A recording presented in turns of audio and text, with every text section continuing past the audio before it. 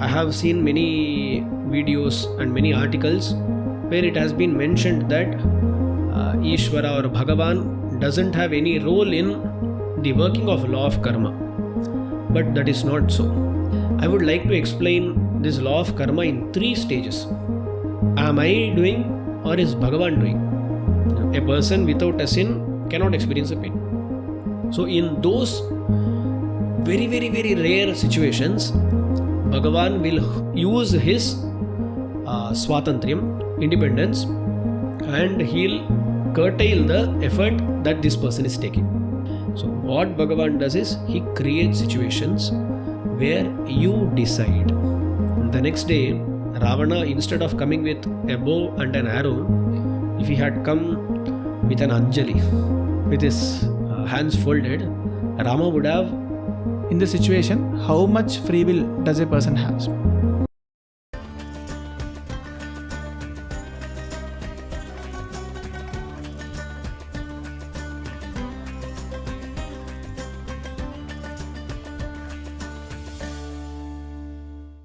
Shrimate Ramanujaya Namaha. Welcome to another episode of Svairālāpam.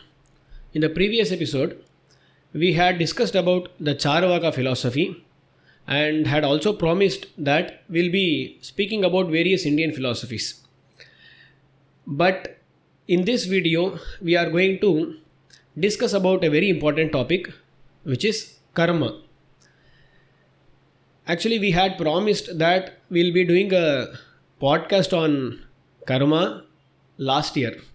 So it has been due for over a year now. So we thought of doing this first and then getting into other philosophies. This is a very important topic. Karma is one thing that binds most of the Indian darshanas together. So how does karma work is one thing that we must understand for sure. Today, what I am going to do is explain how Ramanujacharya looked at karma, how he has explained karma in his texts such as Shri Bhashyam, etc. The Vedantis, be it Shankaracharya or others, they have also explained karma in a similar fashion. There may be slight differences in the nuances, but mostly the explanation is similar. So let's get into it. I have with me Raghunathan, who has featured in many of our videos. He is there to ask relevant questions and make sure that I am on the right path during the whole podcast. So, Adiyen Ramanujadas. Swami Adiyen Ramanujadas. Adiyen. The term karma is so deeply connected to us. If at all we or someone else feel some sort of happiness or sadness, we simply say the reason for this sadness is nothing but karma. So in this context, Adiyen want to know the meaning of the word karma, Swami. Yes, as you said, the word karma has been used by one and all. And I think it has even got a place in English dictionary nowadays. So it is very important to understand what the word karma means. The word karma means action. In Sanskrit, it is kriyate iti karma. That which is done is called karma. The word karma has many meanings, but in this context, it is action. And in the duration of our podcast, we'll be usually using the word karma to denote 2 things. Okay? One is the action we take or we perform. That is also called karma. And there is something which is a result of that karma, which is also called karma. Like, I helped someone. I gave him some money or something.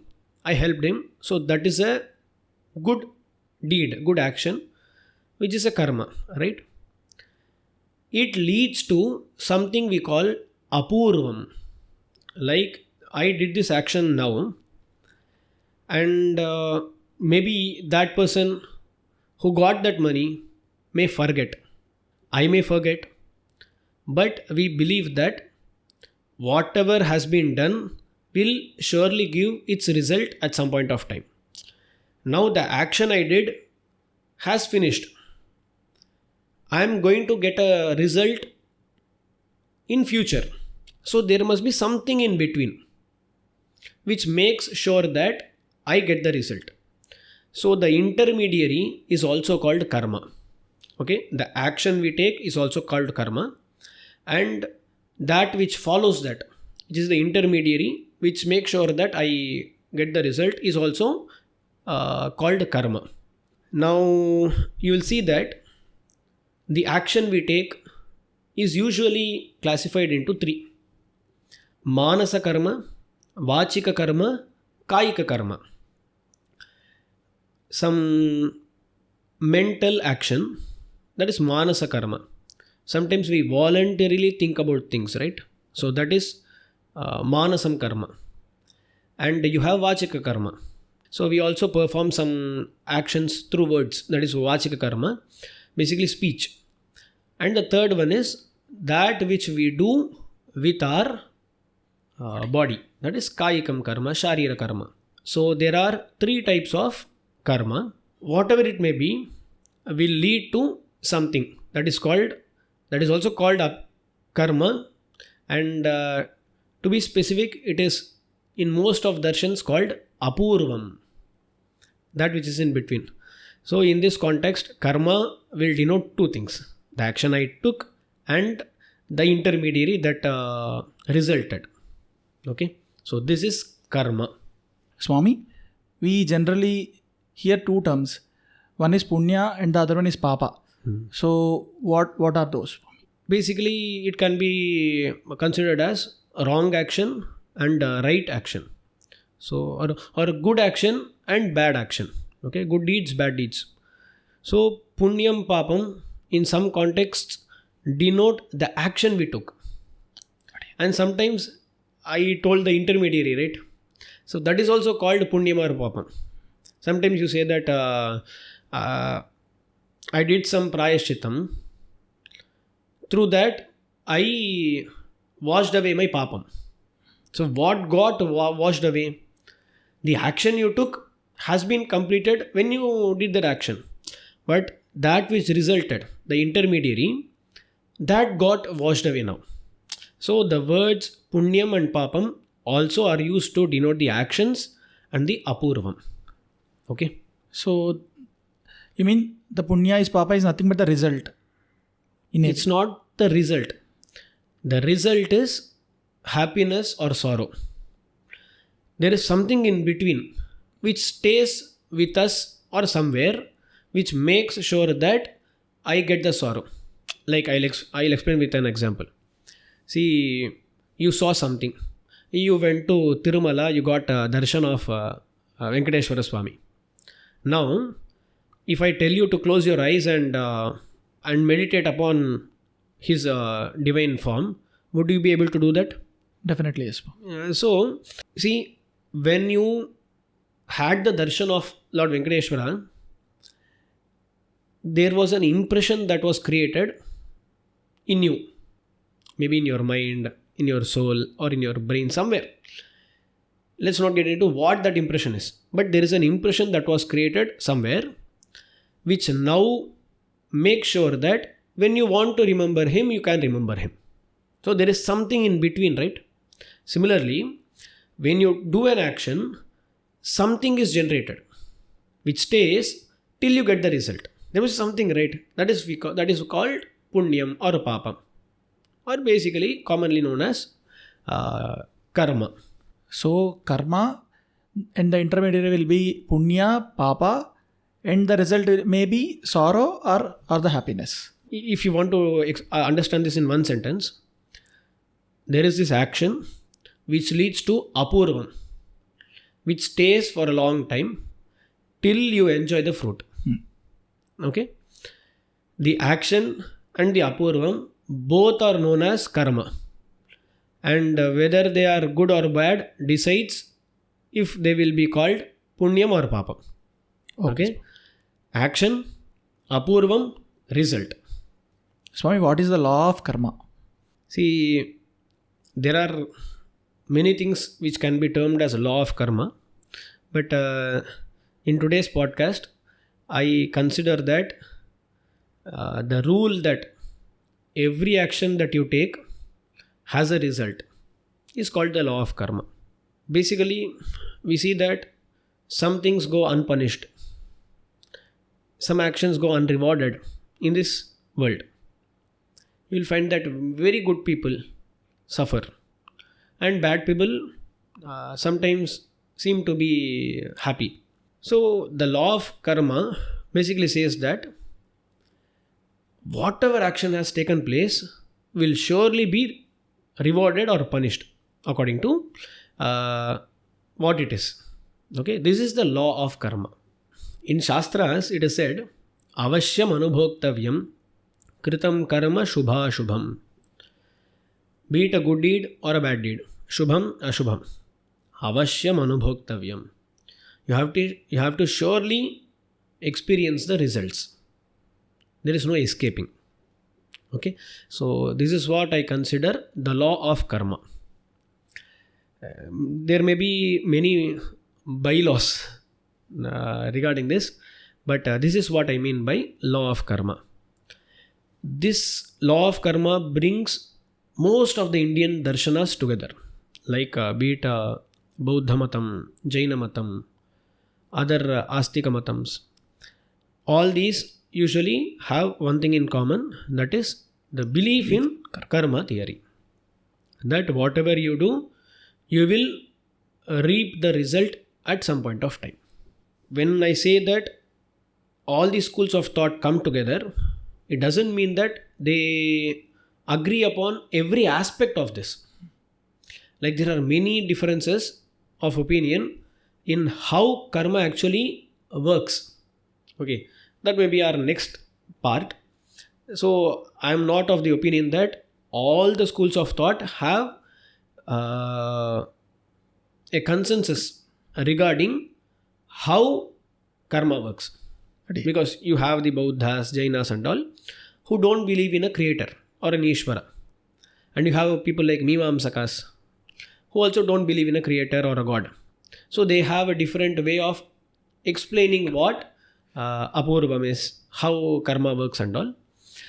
For today's podcast, we are going to discuss how Vedantis usually explain this. Yes. So basically the law of karma is whatever you do, you must enjoy the fruits of it. Be it good or bad. Yes. Yes. So what is the working mechanism of this concept, Swami, karma? This is the question that I really want to answer.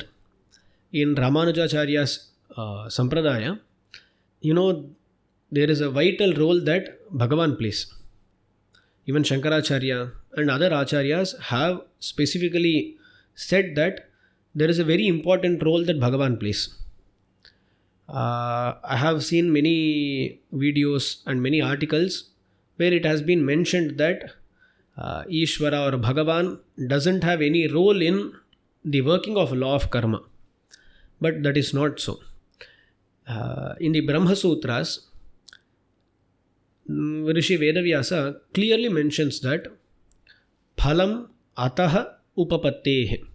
So what this sutra actually means is the result of a karma is given by Bhagavan. Phalam ataha. And the commentators such as Ramanujacharya, Shankaracharya all have commented in this way, that the results of karma are given by Bhagavan. In Bhagavad Gita, Krishna says, Aham hi sarvayajnanam bhoktacha prabhurevacha. I am the one who is worshipped through all karmas, and I am the one who gives the results of all karmas. So Ishwara has a very important role to play in this law of karma. Okay, I would like to explain this law of karma in 3 stages. First one is the stage where a person takes an action. That is first stage. And the second one would be the intermediary stage or intermediate stage, where this is stored. Our actions are remembered, okay, in a way. That is the second stage. And the third stage would be where we experience the results. So we can divide this into 3 phases. The first phase would deal regarding how a person takes an action. Okay, what is the role of Bhagavan there? How does this all happen? Does this person have free will? Is he the doer? There are so many questions pertaining to the first phase. So, the first question, who is really the doer? Am I doing or is Bhagavan doing? Or is there some other force that is making me doing so that I am not the real doer? So there are many philosophies like the Sankhya philosophy. In that it is said that Prakritihi Kartri, the Atma or Purusha, he is not the doer, but rather Prakriti. It can, loosely translated as nature. Nature is the one who does. Okay. But coming to the Vedantic traditions, we say that the Jivatma is the one who does. And Vedavyasa in Brahma Sūtras says, Karta Shastrarthavatvat. Who is the Karta? Jivatma is the Karta. Shastrarthavatvat. Only then would the Shastras would be fruitful. If at all I am not the one who is doing, and the Shastras are telling me to do something, then they are just, doing nothing. Like if I am not the doer, then Shastras don't mean anything to me, right? So, who is the Karta? The Jivaha is the Karta. So, the first question is answered. Who is the doer? By answering this, we have also shown that the Jivatma has free will. It is in Sanskritam called Jiva Svatantriyam. The Jiva has free will which he exercises and decides and does an action, performs an action. So the doer is the Jivatma and he does have free will. So Karta Shastrarthavatvat. Now, what is the role of Bhagavan here? These things have been explained in an adhikaranam called Parayatadhikaranam. The Brahma Sutra goes Parat tu Tachruteh. I am quoting all these sutras just to make sure that it is not me who is speaking. I am just trying to represent our acharyas. Okay. Now, Bhagavan has a very important role. I am the decider, but Bhagavan has done many things. Like, firstly, it is Bhagavan who created the whole world. Right? And then he has given me the knowledge. He has given me the ability to do. So these are things that Bhagavan has done in common for all of us. Right? And then he also gives me free will, through which I can decide to do something. And when I decide to do something, he must also permit me to do that. He also sanctions that particular action. So this is the role of Bhagavan. Ramanujacharya explains this very beautifully. See, Bhagavan has given us the tools to act upon, but it doesn't mean he is pushing us towards a specific karma. Right? He has given us common tools, and it is us who decide what to do. Now, when we speak about Bhagavan sanctioning, what really does happen there? It is said that Bhagavan has 2 phases. The first phase is called Udasinatvam, which is indifference. And then he has this phase called Anumantritvam, where he permits or sanctions. Usually in the Shastras it is mentioned that when a person performs an action, this is the sequence. Janati, Ichchati, Prayatate, Karoti, they say. Janati, he knows. Ichchati, he desires. Prayatate, he makes an effort. Karoti, he does something. So this is the sequence. Now, when we are performing a particular action, first we know something, like I see an apple, I desire that apple, and then I take an effort to grab that. See, when I am knowing that apple, when I develop a desire, and when I take the first step in the effort to grab that apple, Bhagavan is indifferent. He is udasinaha, they say, or upekshakaha, they say.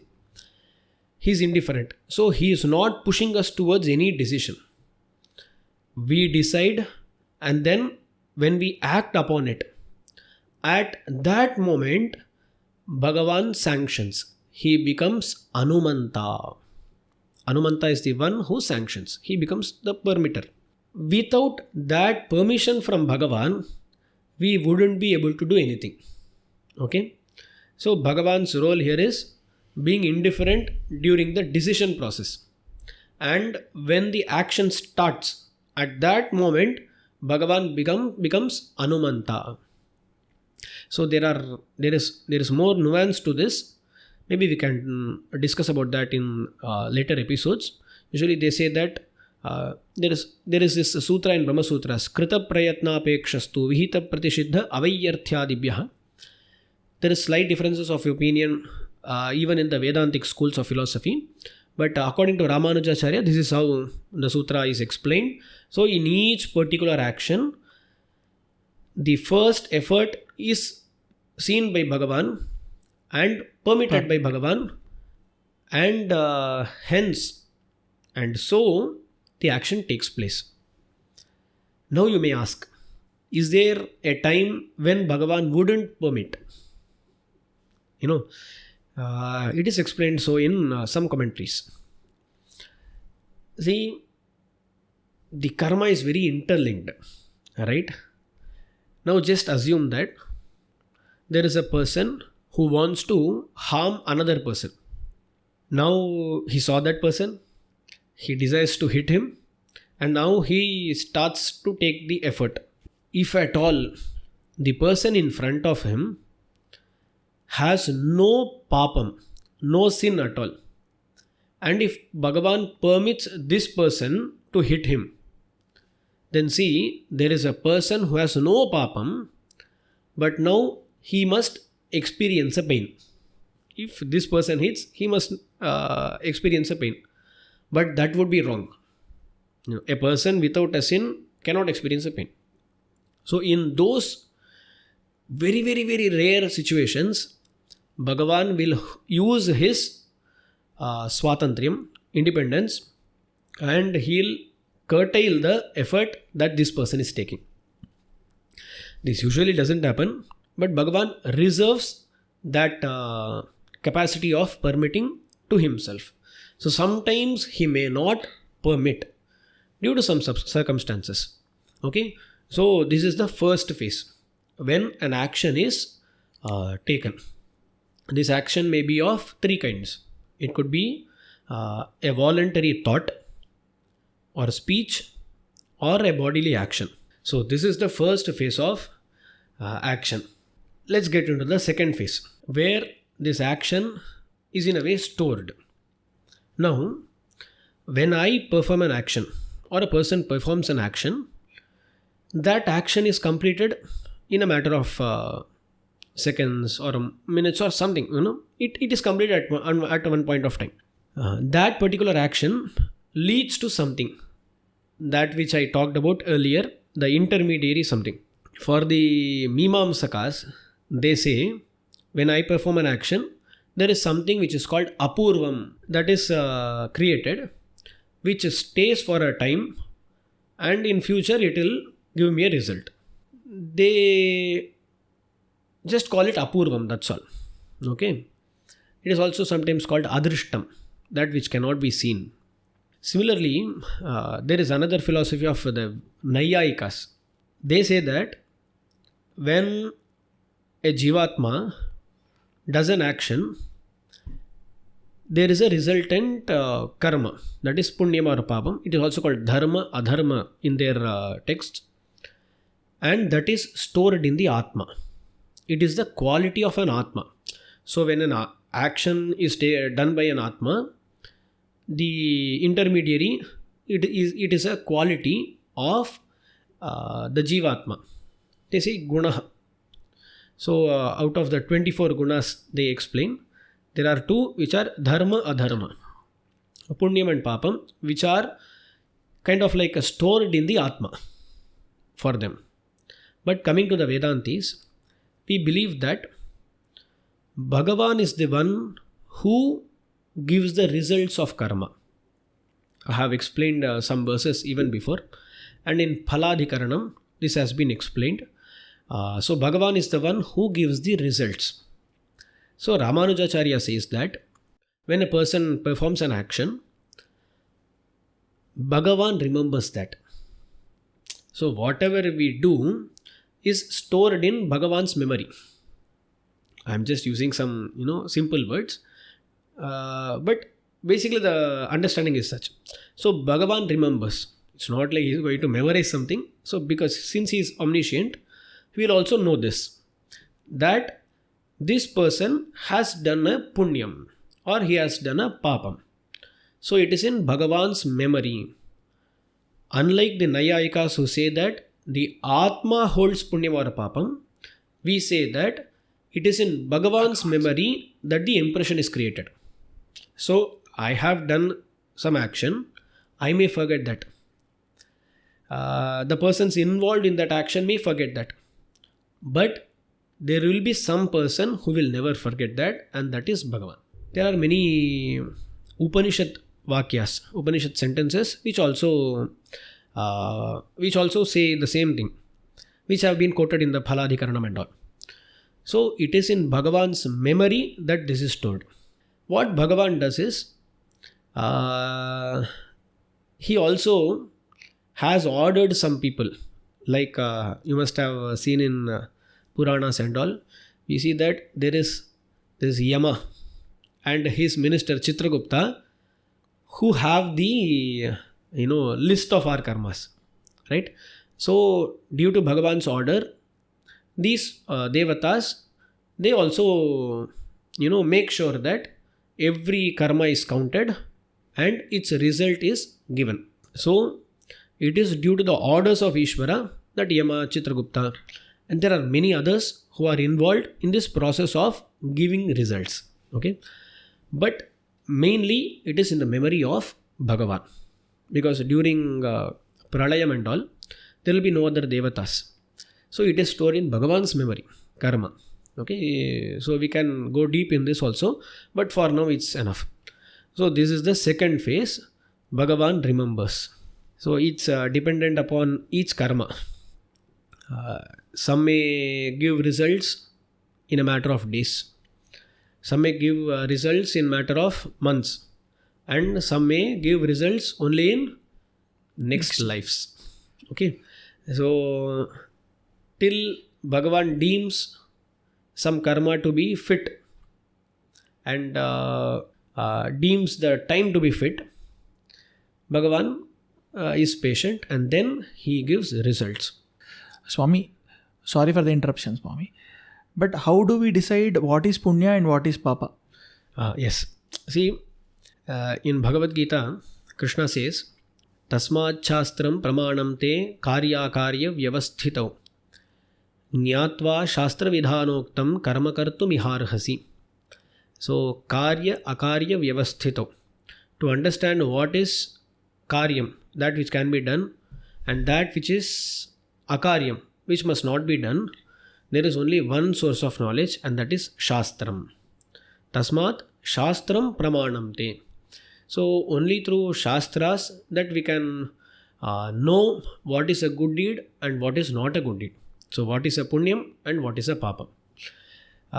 So we have to learn the Shastras, understand their intent, and perform whatever we need to perform. Yes. So that which is prescribed by the Shastra is called Punya, and which is prohibited by the Shastra is called Papa. The source of knowledge through which we can understand Punyam and Papam is Shastra. But what exactly is Punyam and Papam is that which pleases Bhagavan is Punyam. That which doesn't please Bhagavan is Papam.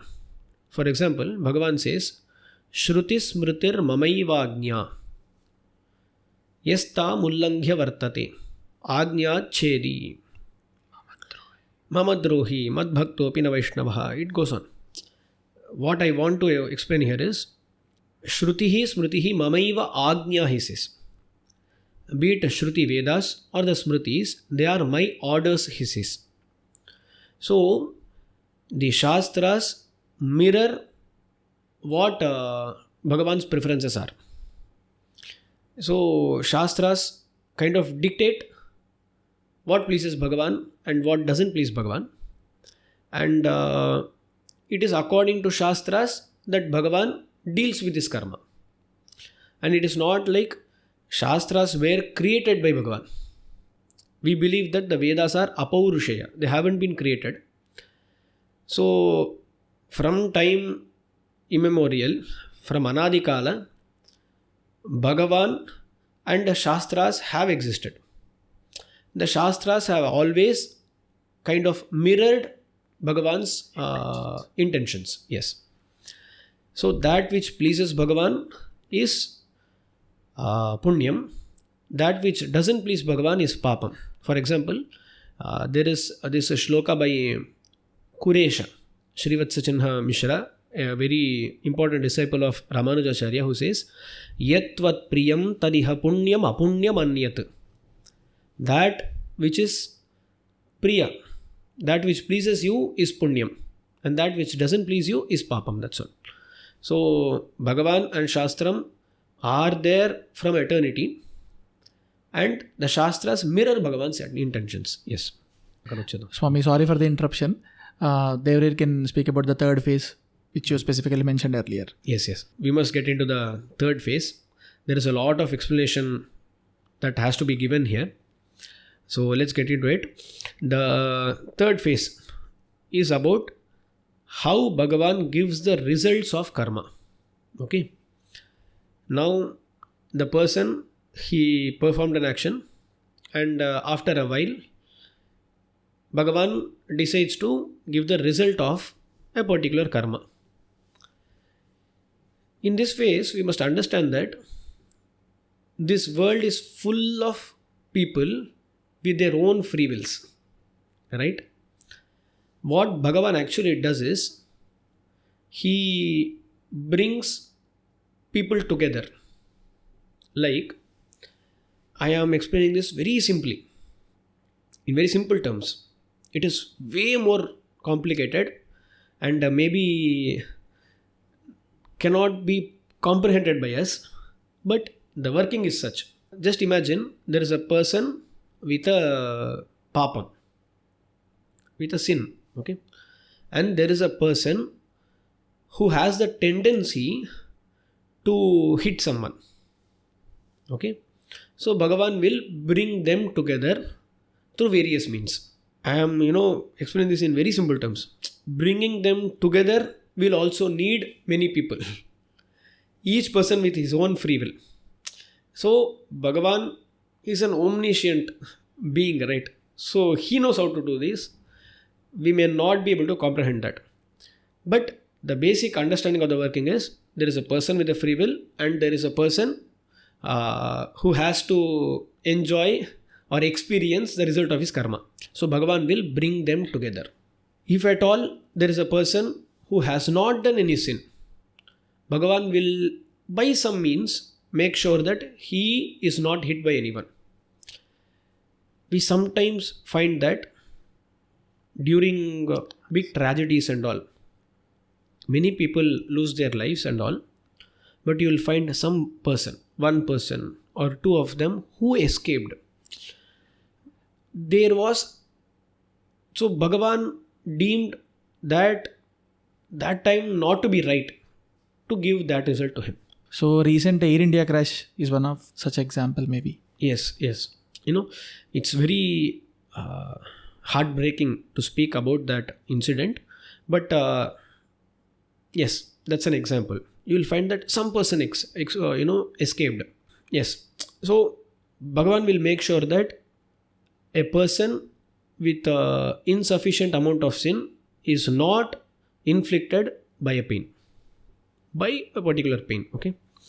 So this is called a Jagat Vyaparam. Bhagavan is bringing so many people together who have their own free wills, who have their own set of karmas, and the cycle of karma goes on and on. So in every example that I am going to give, there are many people involved. But for us to understand in a simple way, I will be using just one or two people. Okay. So I explained that if there are two people, there is a person whose tendency is to hit, and there is a person who has a sin, Bhagavan will bring them together. Okay. This happens in that manner, the sin of that particular person gives the result at that particular time. Now see, when the person hit him, the other person, he created new karma for himself. He created a new papam for himself. This person's papam got washed away. So this happens perpetually. It goes on happening. Now, I would like to explain one thing here. Each karma we do usually can have three types of results. Ramanujacharya explains this in a Adhikaranam in Shri Bhashyam, where he says each karma has three results. See, one is the Punyam or Papam, which leads to happiness or sorrow. Okay, that's one thing. The second one is, there is this concept of Ruchi and Vasana. That is the second. Ruchi and Vasana, second thing. And third is eligibility or ineligibility. Okay. When a person performs a good karma, a punyam is acquired by him, and whatever karma it may be, it will also lead to vasana and ruchi. What is vasana? What is ruchi? If we go on performing a particular karma, we tend to do that type of karma more and more. Like when we have some good habits, what happens is we tend to do good actions again. Like for some people, they wake up early morning, and they have created a habit. In a while, it becomes such that they involuntarily wake up. They do that good action. And sometimes it creates a desire to do that good action. So whenever you perform an action, there is a vasana created, there is a ruchi created. There is a slight difference between vasana and ruchi. Vasana makes you perform actions involuntarily. Ruchi makes you perform actions voluntarily. So ruchi is basically desire.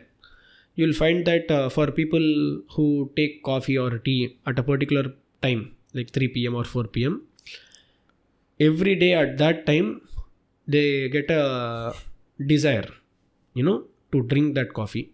So when it becomes too much, it turns into addiction. So this is ruchi. It creates ruchi is basically desire. Okay. And vasana is that samskara which makes you perform actions involuntarily. Like, there are some things like, brushing teeth or going in the same route daily. Those have become such a habit that you need not think about them. You need not think about how to brush, or you need not think about how to go in that route. You will, come across traffic signals. You will come across different types of vehicles and all. But you need not voluntarily do some action. Sometimes you feel like, how did I even cross that place? I don't even remember. So vasana sometimes makes you do actions involuntarily. Ruchi is desire. So when you have a very intense desire, you will do an action, but it will be voluntary, right? So this is also a result of karma. Vasana and ruchi, they also come with you to the next birth. You will see that some people have a tendency to do good actions, even in even in their childhood, even when they are very small. Some people have a different tendency and all. So this will be explained by Vedantis, that vasana and ruchi of the previous birth is resulting in this. Of course, the scientists would say that there are some genes or something. The Vedantis would tell that why should this person get that particular set of genes? That is because of poor previous karma. Okay, so karma results in punyam papam, first thing. Second, ruchi vasana, and third is eligibility, ineligibility. When the samskar of Upanayanam is done, the person gets the eligibility to learn Vedas. So he got an eligibility. Sometimes when someone does some sinful activities, he loses his eligibility. So that is also a result of karma. So results of karma is, there are three types of karma results. And coming to the third phase, two things matter most. The first and second one. So this person who has been performing karmas through many births has a type of vasana and a type of ruchi. So his tendency to do good deeds or bad deeds is dependent upon his vasana ruchi. There is this thing. And then Bhagavan also creates situations where this person has to experience the fruits of his previous karma. So Bhagavan does create situations. That is the role of Bhagavan. And after creating this situation, Bhagavan also provides us with some thoughts. In Bhagavad Gita, Krishna says, Mattaha smritir jnanam apohanancha. It is only because of me that you gain knowledge, you remember things and you forget things. So it is implied here that it is Bhagavan who provides us with thoughts. So once he creates a situation, he also provides us with some thoughts.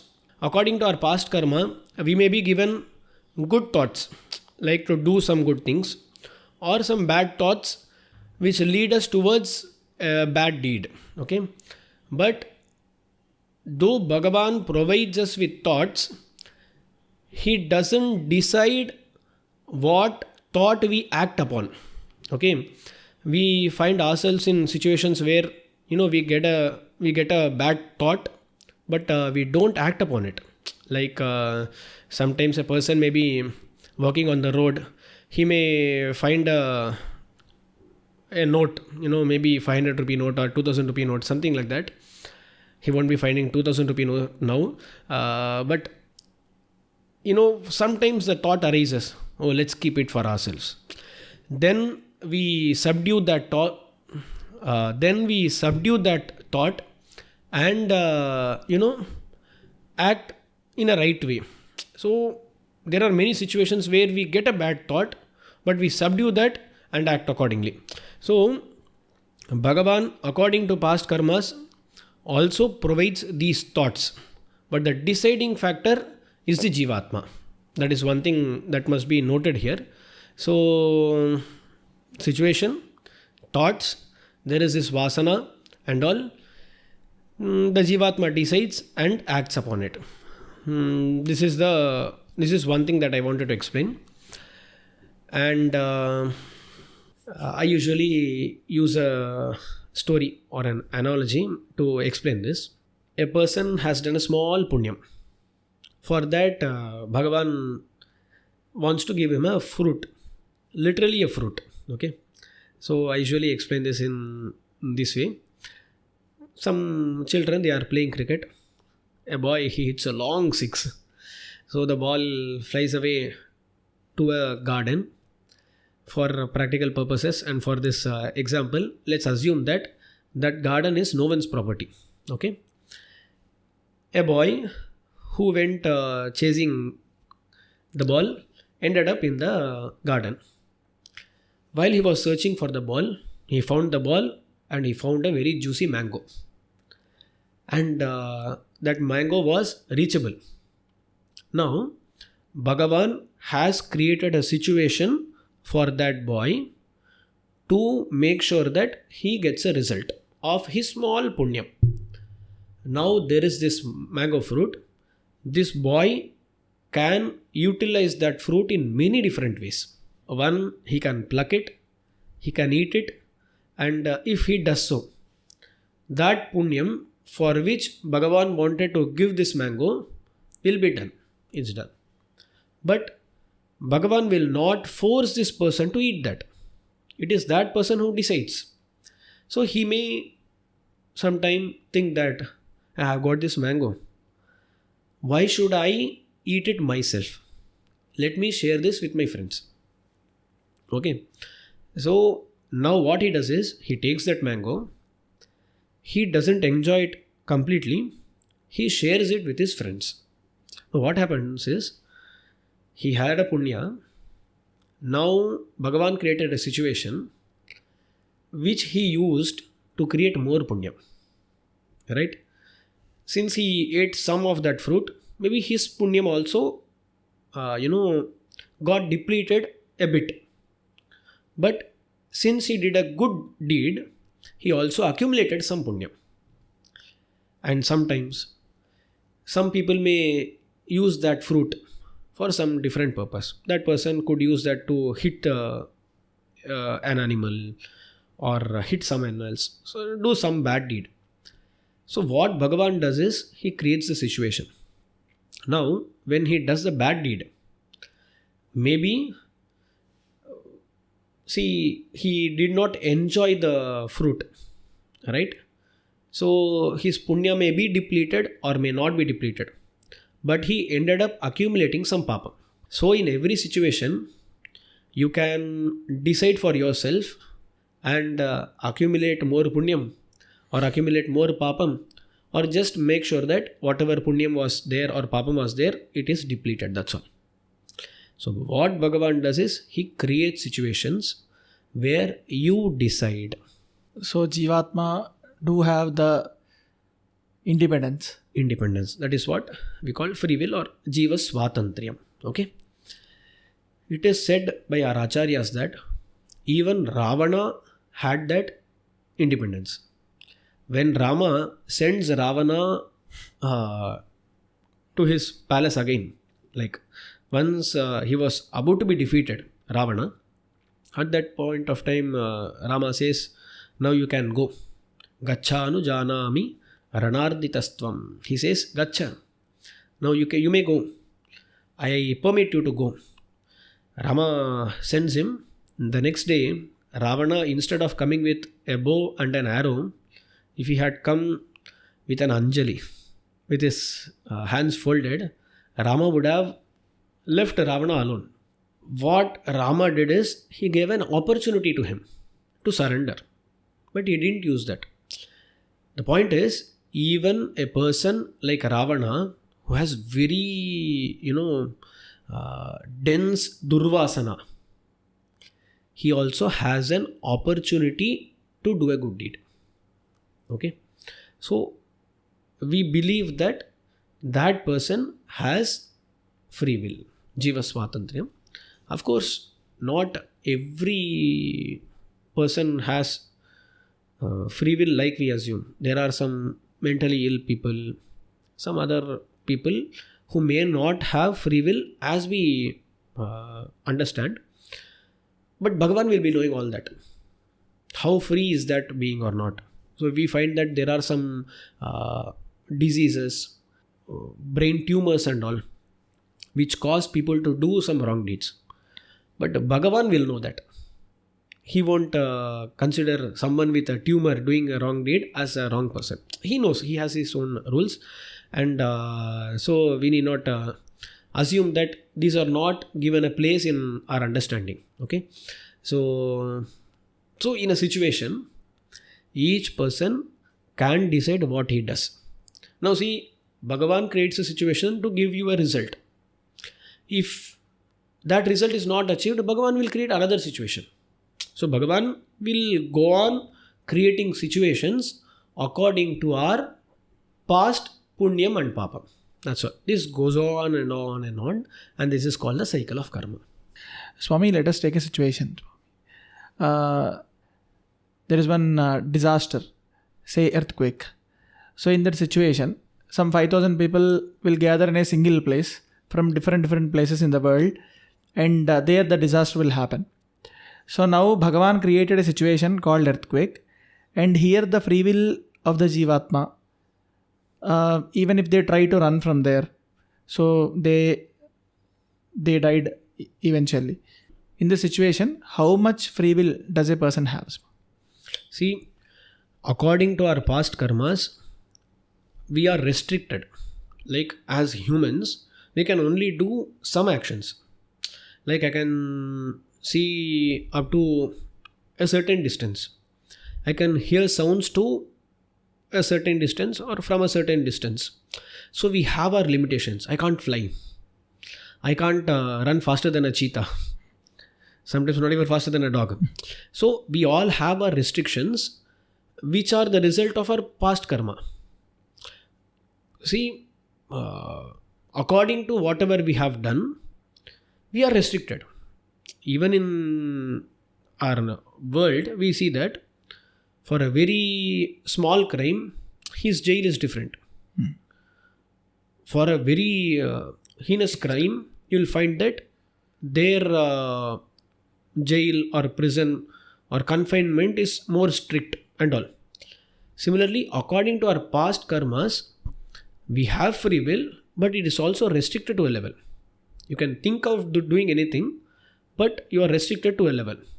So when Bhagavan is creating natural calamities such as earthquakes, it is due to the karma of all those people involved there. The earthquake has been, created or made to happen. So the free will, basically, due to their past karma, everything is restricted and they are made to, experience that result. Then this is not truly a free will. This is restricted free will, maybe. Of course. What is free will? See, free will doesn't mean you can do whatever you want. No one said free will means whatever you want. No, that's not free will. When you have options, do you have the decision making capacity? That's all. That is free will. Free will doesn't mean you do whatever you want. No one defines free will as that. Basically, if there are two options, do you have the ability to choose one of them? That is free will. So, even in that restricted place, a person might choose to go run to his left or run to his right. Those kind of actions are not decided by Bhagavan. That's all. So, free will doesn't mean you can do whatever. Of course, you cannot do whatever you want. And when I say that free will is restricted, what I mean is the actions that you can do through your free will are restricted. That's all. I didn't mean that, in a different way. Maybe I couldn't phrase that in the right way, but what I meant is your actions are restricted according to your past karma. That's why we see that people with a lot of punyam and all, they are able to fly and all. Like some yogis and all who have immense power. That is due to their karma. Due to our karma, we are limited in knowledge, in ability and all. So, free will basically is, do you have the ability to decide? That is there to Jivatma. Actually, we find many religious people saying Bhagavan Sankalpa and all. They do some action and they'll say Bhagavan Sankalpam. No, it's not Bhagavan Sankalpam. It is our decision. Bhagavan just permits. That's all. He sanctions. That's all. So, will he sanction both the good and the bad? See, there is a lot here. It is in some texts said that Bhagavan sanctions good deeds. But when it comes to bad deeds, Bhagavan doesn't exactly sanction. He doesn't take a specific sankalpa for that, but rather he remains indifferent. And so there is this nyaya in Sanskritam, in Shastras it is said, apratisiddham anumatam bhavati. That which is not prohibited is permitted. In that manner, Bhagavan permits. In some texts it said so. In some texts it said that Bhagavan gives jiva swatantriyam. He gives independence. So when someone wants to exercise his free will to do a bad deed, Bhagavan doesn't stop him, because freedom is one thing that Bhagavan doesn't want to compromise upon. So Bhagavan makes sure he is free to do even bad deeds. And there are more explanations that we can go on giving. Many things there are that I think I have missed out. Yes. Let us make one more video for the same. Yes. Possible. I think I just tried to explain the basics of how all these work. There are many more questions. Like, is there common karma? Like a family has a common karma. Or how does Jyotisha Shastra play into all this? How do future predictions happen if everyone has his own free will? Is Bhagavan really omniscient if he has given free will to jivas? These are some questions that come to my mind, and there are many more things. Maybe we can continue another podcast and we can welcome some questions so that we have an idea of what we can answer. So basically what I have spoken today is all from Parayatadhikaranam, from the Brahma Sūtras. The sutra is Paratu Tachrutehe, where it is clearly mentioned that Bhagavan has a role in every action, but the doer, the karta is Jivatma. Karta Shastrarthavatvat. The next adhikaranam is Parayatadhikaranam Paratu Tachrutehe. So the doer is the Jivatma, but Bhagavan has a very important role in it. So that is Parayatadhikaranam, Kartradhikaranam, and also Phaladhikaranam, where it has been clearly mentioned that Bhagavan gives the results. Swami, before ending this podcast, I didn't have one more question. The last question for this podcast. Swami, what is the end point of this karma cycle? The end of karma cycle is liberation, moksha. And each sampradaya has its own way to attain moksha. For us, there are many ways such as bhakti, sharanagati and all. But in Shiva Vaishnava sampradaya, sharanagati and sharanagati through an acharya and acharya abhimanam we say, that is the best way to free ourselves from this karmic cycle. So that's the answer. So each sampradaya has its own answer for that. But for us it is sharanagati or acharya abhimanam. Explaining about sharanagati and acharya abhimanam would lead us to another episode. Okay, so let's keep it simple. Swami, I have a lot of questions, but due to the time restriction, let us end this podcast as of now, and let us try to, if possible, answer the same in the coming podcasts. Sure. If people have valid questions and if you want them to be answered, you can post them in the comments. We'll try to pick some comments and try to answer them in coming up videos. Let's meet the next episode. Srimate Ramanujaya Namaha. Adiyen Ramanujadasan. Thanks for watching this video. We at Bhaktamritam are committed to deliver the best quality content regarding Sanatana Dharma and Sri Vaishnava Sampradaya. Our objective is to promote, preserve and preach the values of Sanatana Dharma, especially Sri Vaishnava Sampradaya. This really involves a lot of time, effort and resources. If our efforts have really touched your lives, you can consider supporting us. The links for the same have been provided in the description box as well as on your screens. Thank you.